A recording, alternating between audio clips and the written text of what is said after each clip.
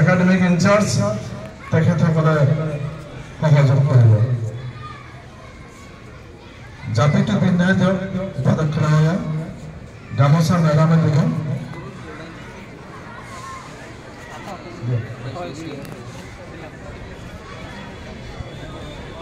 গামোচা দিল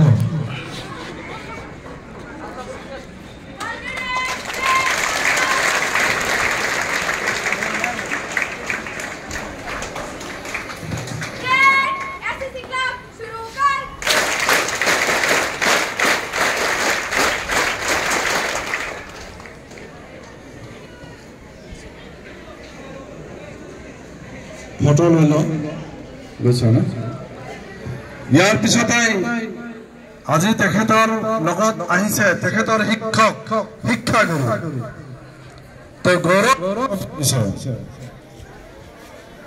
আজি শিক্ষকৰ সন্মুখত তেওঁৰেই ছাত্ৰ ইলিয়াছ হুছেইন আনচাৰী গতিকে এজন শিক্ষক হিচাপে জয়নাল আবেদিন তেখেতক এটি ফুলাম গামোচাৰে সম্বৰ্ধনা জানাবলৈ আমাৰ চিন্তিকালী ডাঙৰীয়া ৰসায়ন বিভাগৰ প্ৰবক্তা তেখেতক অনুৰোধ জনাইছো তেখেত ইলিয়াছ আনচাৰীৰ শিক্ষক হয়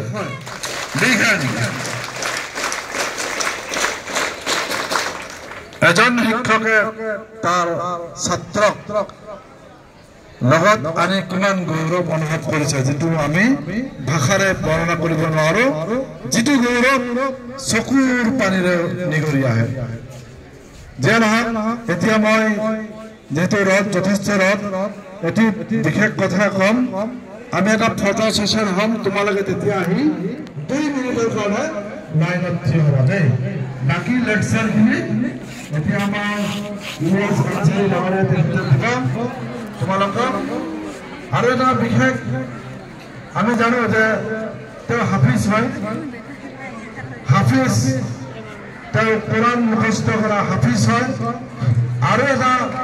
আমি বেছিকৈ গম পালো ইংলেণ্ডত তেখেত মসজিদত তাৰাবি নামাজ তেখেতে যোৱা যিটো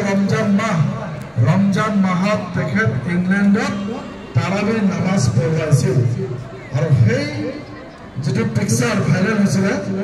আৰু তাৰ পৰা আমি গম পাইছিলো যে ইলিয়াছ আনচাৰী লণ্ডনত গৈ তেখেত হাফিজ হয় তাৰাবি নামাজ পঢ়াই আছে এটো আমাৰ কাৰণে এটা গৌৰৱ আৰু এইবিলাক বিশেষ কাৰণত তেওঁ নিজে হাফিজ হয় নামাজ